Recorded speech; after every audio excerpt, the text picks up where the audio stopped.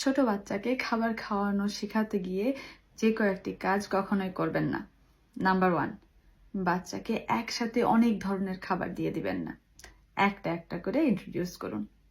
Number 2, বাচ্চা যদি খাবার খেতে না চায় তাহলে বাচ্চাকে জোর করে খাওয়ানোর চেষ্টা করবেন না, গিভ আপ করবেন না। ইনস্টেড বিভিন্ন ওকেশনে বাচ্চাকে খাবারটি দিন। নাম্বার 3, অন্য আরেকটি বাচ্চা বেশি করে খাবার খাচ্ছে দেখে নিজের বাচ্চাটির সাথে কম্পেয়ার করবেন না, বা সেটা দেখে মন খারাপ করবেন না।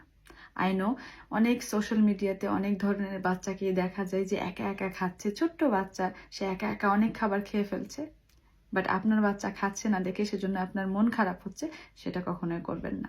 মনে রাখবেন প্রত্যেকটা বাচ্চা আলাদা, ওদের ডেভেলপমেন্টাল ফেজেসও এবং টাইমটাও আলাদা হতে পারে, খুব স্বাভাবিক। কেউ একটু আগে শিখে, আপনার বাচ্চা হয়তো একটু ডিলে করে শিখছে, বাট ইভেনচুয়ালি শিখে যাবে। নাম্বার 4, বাচ্চা যদি একা একা খাবার খাওয়া শিখে যায়, খাবার কন্ট্রোল করা শিখে যায়, তারপরও আপনার বাচ্চাকে একা রেখে দূরে অন্য কোনো কাজে ব্যস্ত থাকবেন না।